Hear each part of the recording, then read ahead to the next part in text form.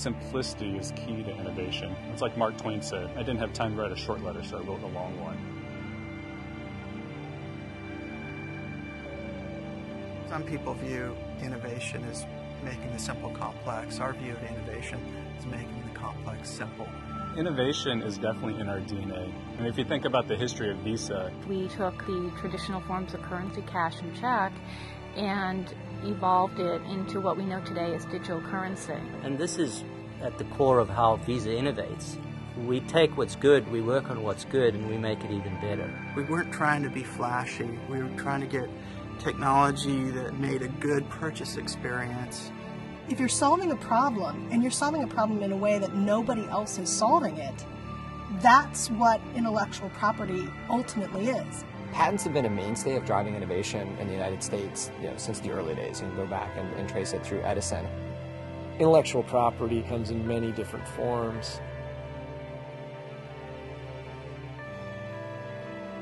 The essence of having ideas, writing them down, pursuing them, evolving them, I mean, that's just the business of a company like Visa.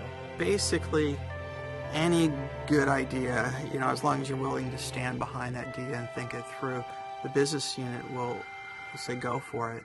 Ideas do not come alone. They're coming actually because you're surrounded with a group of people that are very smart, very bright. It's not a bright idea that comes to you in the shower one morning. I mean, the hard part is taking that idea and trying to think about how to turn it into something meaningful. all of those ideas are built upon the successes and failures of everything that came before it. You have to be very comfortable with failure in order to succeed. With the encouragement we get here to take risk in the innovation space, we make mistakes, and out of those mistakes become great opportunities for the next product and service. Visa has always been a place where they encourage us to think about things, not just in the here and now, but what does it mean for the future? Visa is at an incredible point in its history. The part that's incredibly inspiring is the 3.8 billion people who've never used a credit card and who've never transacted.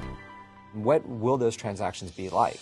Most of the people that I've encountered in my 19 years at Visa, we're all explorers and innovators at heart. I think all of us are inventors at to some degree. If I go back to my youth, I take apart boat engines and try to figure out ways to improve fuel flow or get more horsepower out of them. I like to build things. That's a part of who I am, from taking apart phones and radios as a kid and putting them back together again in new and different ways.